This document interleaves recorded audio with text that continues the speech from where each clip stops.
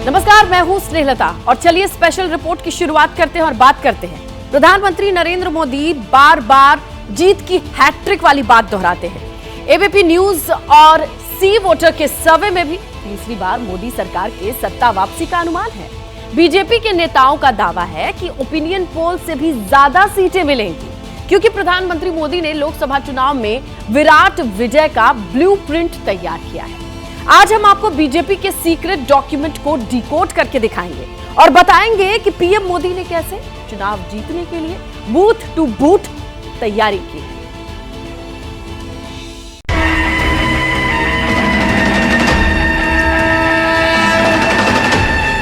देश को विकसित बनाने के लिए जीना है, जूझना है, जूझना है और विजयी होकर के निकलना है। जब सोच और अप्रोच बदलती हैं, तो परिणाम भी मिलते हैं।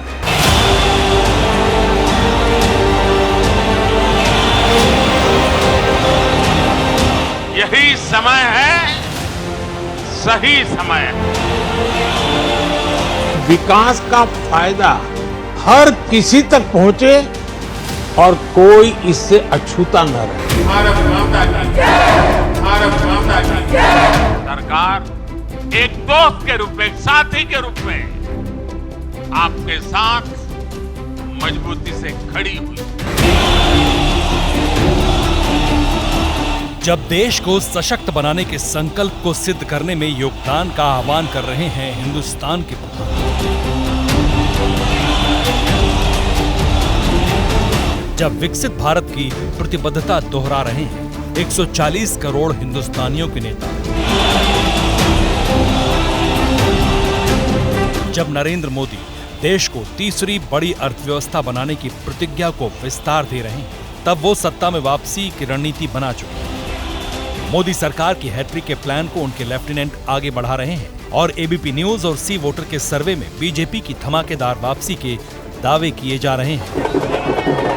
एबीपी न्यूज और सी वोटर के सर्वे के मुताबिक 2024 के चुनाव में एनडीए को 295 से 335 सीटें मिल सकती हैं। मोदी विरोधी गठबंधन को 165 से 205 सीटें मिलने का अनुमान है, जबकि अन्य के हिस्से में 35 से 65 सीटें मिलने का दावा किया गया है। ये स्थिति तब है जब अभी 5 राज्यों में विधानसभा का चुनाव खत्म हुआ है। लोकसभा चुनाव के मद्देनजर बीजेपी की उस तरह से तैयारी अभी सामने नहीं आई है और दूसरी ओर जो विपक्षी गठबंधन है मोदी विरोधी, उसमें अभी भी सीटों को लेकर के पेच फंसा हुआ है। ऐसे में जब एबीपी न्यूज और सी वोटर का सर्वे नरेंद्र मोदी की हैट्रिक वाली भविष्यवाणी पर मुहर लगा रहा है, तब बीजेपी नेताओं का आत्मविश्वास अति पर है। 24 के चुनाव में 440 का झटका ये जो सो कॉल्ड गठबंधन है, जो इस गठबंधन के खलीफा लोग, खिलाड़ी लोग हैं, उनको लगेगा।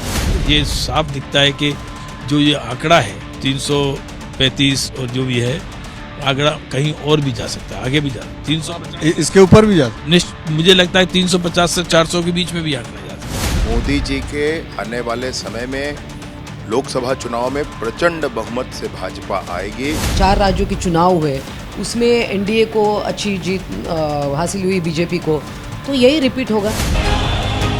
अब सवाल यहीं से है, एंटी इनकम्बेंसी के बावजूद बीजेपी की सत्ता में वापसी क्यों हो रही है? सर्वे में अगर मोदी विरोधी पिछड़ रहे हैं तो इसकी वजह क्या है? बीजेपी नेताओं को क्यों लग रहा है कि सर्वे से ज्यादा सीटें मिलेंगी?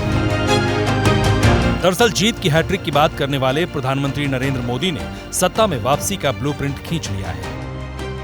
बीजेपी राष्ट्रीय पदाधिकारियों की बैठक हुई थी। 22 दिसंबर को हुई इस बैठक में प्रधानमंत्री नरेंद्र मोदी ने अपने पदाधिकारियों को जीत का मंत्र दिया था। उन्होंने बताया कि कैसे 2024 में किसको क्या करना है, कैसे 51% वोट हासिल किया जा सकता है। सूत्रों के मुताबिक प्रधानमंत्री मोदी के ब्लूप्रिंट के आधार पर बीजेपी ने 2024 के लिए मेगा प्लान तैयार किया है। क्लस्टर कंपोजिशन, लोकसभा संयोजन, प्लान विधानसभा, बूथ विश्लेषण, मोर्चाबंदी, टीम का विस्तार, हाईटेक प्रचार, सोशल मीडिया टीम, मतदाता चेतना, हर वर्ग में पहुंच, गांव चलो अभियान, गठबंधन, बीजेपी के इसी प्लान 12 से 24 जीतने की तैयारी है। अब जरा एक एक कर विस्तार से समझिए कि साल खत्म होते होते बीजेपी ने कैसे 24 में चुनाव जीतने के मेगा प्लान पर काम करना शुरू कर दिया है। सूत्रों के मुताबिक बीजेपी ने अपने मेगा प्लान के तहत 3 से 4 लोकसभा सीटों का एक क्लस्टर बनाना शुरू कर दिया है। जिन राज्यों में 5 से कम लोकसभा सीटें हैं वहां पर क्लस्टर नहीं बनाया जाएगा। समझिए कि इस क्लस्टर में कौन होगा। सूत्रों के मुताबिक इस क्लस्टर का प्रभारी पार्टी का एक वरिष्ठ नेता होगा। क्लस्टर प्रभारी को समय देना होगा और चुनाव का प्रबंध करना होगा। बीजेपी के राष्ट्रीय अध्यक्ष जेपी नड्डा, गृह मंत्री अमित शाह और रक्षा मंत्री राजनाथ सिंह करीब 150 दिन लोकसभा क्षेत्र में बिताएंगे। लोकसभा कोर कमेटी, प्रबंधन समिति की बैठक, बौद्धिक सम्मेलन, कार्यकर्ता सम्मेलन करेंगे। क्लस्टर से ठीक नीचे लोकसभा स्तर पर वोटर को साधने की तैयारी है। इसका जिम्मा भी पार्टी के बड़े नेताओं के पास है। सूत्रों की माने तो हर लोकसभा क्षेत्र का एक प्रभारी होगा और एक संयोजक होगा। जो प्रभारी होगा वो उस लोकसभा क्षेत्र के बाहर का होगा, जबकि जो संयोजक होगा वो लोकसभा क्षेत्र से अंदर का होगा। शर्त यह होगी कि जो संयोजक होगा उसकी अपनी कोई महत्वाकांक्षा नहीं होगी। पार्टी के वरिष्ठ नेता हर एक लोकसभा क्षेत्र में जाएंगे। वरिष्ठ नेता हर एक विधानसभा क्षेत्र में कोर कमेटी और प्रबंध समिति की बैठक करेंगे। 30 जनवरी से पहले लोकसभा चुनाव कार्यालय बना लिए जाएंगे। सिर्फ लोकसभा स्तर पर नहीं बल्कि विधानसभा स्तर पर भी प्लान तैयार है। सूत्र बताते हैं कि इसके तहत राज्यों के नेता निर्वाचित जनप्रतिनिधियों की बैठक करेंगे, प्रमुख कार्यकर्ताओं की बैठक करेंगे और राज्य में जो बूथ लेवल के कार्यकर्ता हैं उनके साथ भी बैठक और सम्मेलन किया जाएगा।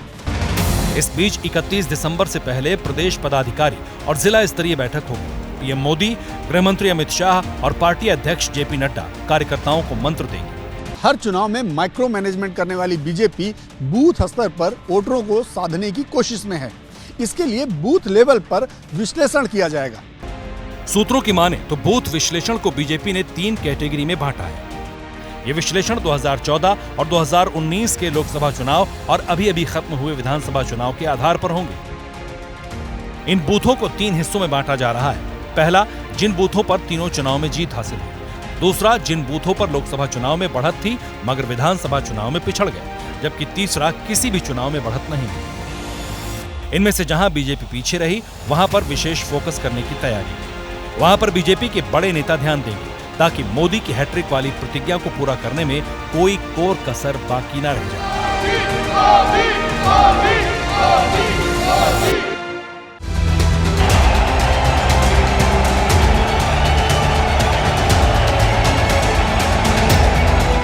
सूत्रों के बयान तो विरोधियों के लिए मोर्चा बंदी की विशेष योजना तैयार की गई है और इसके लिए पार्टी के सभी कार्यकर्ताओं को सहयोग करने के लिए कहा गया है। यही नहीं, टीम के विस्तार के लिए भी योजना तैयार की जा रही है।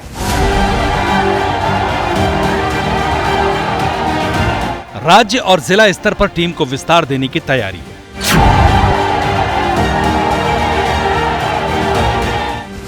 इसके लिए प्रधान या सरपंच स्तर तक चुनाव लड़ने वालों से संपर्क किया जा रहा है। सूत्रों की माने तो समाज के विभिन्न वर्गों को पार्टी जोड़ रही है। समाज के अलग अलग वर्गों से संपर्क कर उन्हें पार्टी ज्वाइन कराने की तैयारी है। बताया जा रहा है कि हर राज्य में 50 जगहों पर युवा और बुद्धिजीवी सम्मेलन किया जाएगा। सूत्रों के मुताबिक महिला, एससी और एसटी सम्मेलन भी बीजेपी करने वाली है। इसके अलावा नमो वॉरियर्स सम्मेलन भी आयोजित किए जाएंगे। बीजेपी ने अलग अलग जातियों को भी लक्षित किया है। सूत्रों की माने तो ओबीसी मोर्चा सामाजिक सम्मेलन किया जाएगा। साथ ही ओबीसी छात्रावासों में संपर्क और संवाद होगा। एससी मोर्चा दलित युवा संवाद अभियान शुरू करके दलित बस्तियों में संपर्क अभियान शुरू किया जाएगा। आदिवासी क्षेत्रों में जनजाति महासंपर्क और चौपाल 1 लाख गांव में की जाएगी। नमो मित्र के माध्यम से 25 लाख मुस्लिम और दूसरे अल्पसंख्यक समाज के लोगों को जोड़ा जाएगा।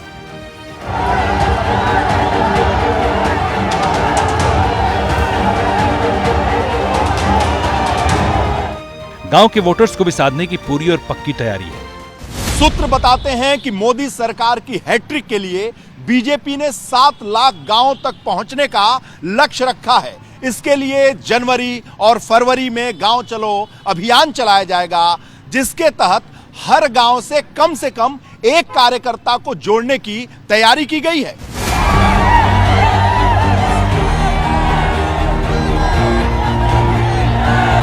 सूत्रों की माने तो बीजेपी शासित राज्यों के सभी मुख्यमंत्री, उप मुख्यमंत्री, केंद्रीय मंत्री, राज्यों के मंत्री और पार्टी नेताओं को एक एक गांव जोड़ने की जिम्मेदारी दी गई है। गांव-गांव पहुंचकर बीजेपी के कार्यकर्ता लोगों को ये बताएंगे कि मोदी सरकार ने पिछले 10 वर्षों में क्या किया है। प्रधानमंत्री मोदी जो जिक्र अपने संवादों में करते रहे हैं, उन्हें विस्तार दिया जाएगा। भाजपा सरकार ने ऐसा इंतजाम किया है कि आप देश के किसी भी हिस्से में जाएं तो भी आपको मुफ्त राशन मिलता रहेगा।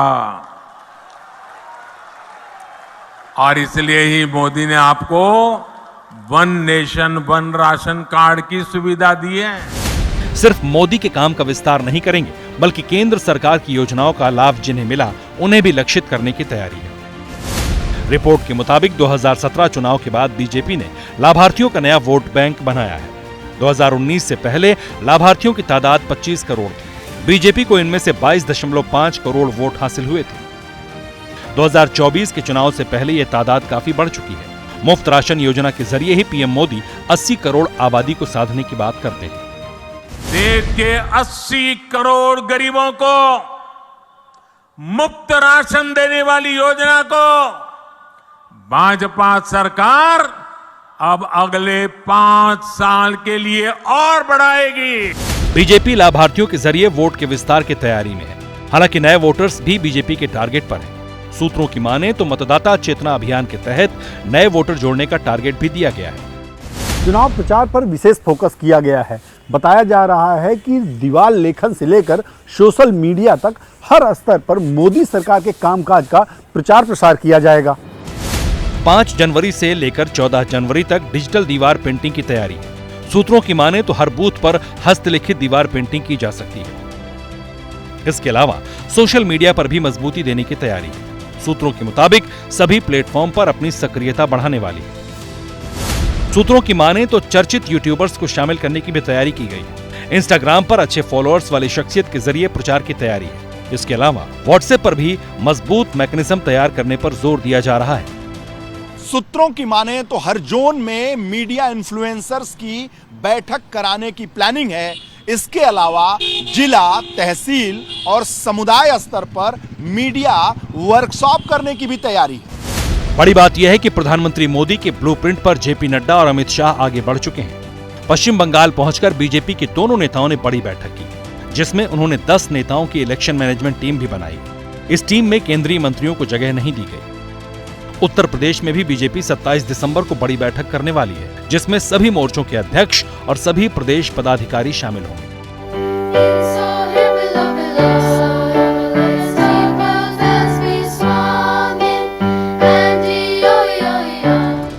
प्रधानमंत्री मोदी ने लोगों को जोड़ने का जो टास्क कार्यकर्ताओं को दिया, उसे वो खुद भी आगे बढ़ा रहे हैं। ये 2 तस्वीरें उसकी तस्दीक कर रही हैं। 26 दिसंबर को सिखों के साथ बैठे थे और 25 दिसंबर को उन्होंने क्रिश्चियन समुदाय के लोगों के साथ बैठक की थी। क्रिश्चियन कम्युनिटी के साथ ये बैठक तब अहम हो जाती है जबकि केरल में पार्टी के विस्तार पर काम चल रहा है। जब नरेंद्र मोदी समेत पूरी बीजेपी वोटर्स को साधने में जुटी है, तो उनके विरोध में इकट्ठा हुई पार्टियां अब तक सीट शेयरिंग का फार्मूला भी नहीं निकाल पाई हैं। जेडीयू में उथल पुथल है तो कांग्रेस कहीं भी कम सीट लेने को तैयार नहीं। खबर है कि बिहार में नीतीश और लालू यादव मिलकर कांग्रेस को सिर्फ 4 सीटें देने के लिए तैयार हैं। इसको लेकर राहुल गांधी ने बैठक की। पंजाब में भी कांग्रेस और आप में दूरी कायम है। जाहिर है पेंच सिर्फ बिहार और पंजाब में नहीं फंसा, बल्कि यूपी से लेकर पश्चिम बंगाल तक ज्यादातर सूबों में यही हालत है। गठबंधन होगा नहीं, ये सिर्फ मीडिया की क्रिएशन है। मैं आपको बता देता हूँ, गठबंधन नहीं और ना हम इसको होने देंगे। यूपी में समाजवादी पार्टी 80 में से सिर्फ 8 सीटें देने के लिए तैयार है और ये कांग्रेस को फिलहाल मंजूर नहीं।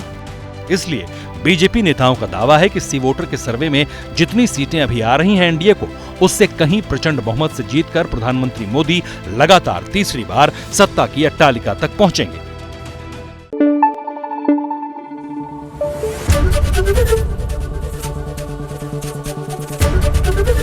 एबीपी न्यूज आपको रखे आगे।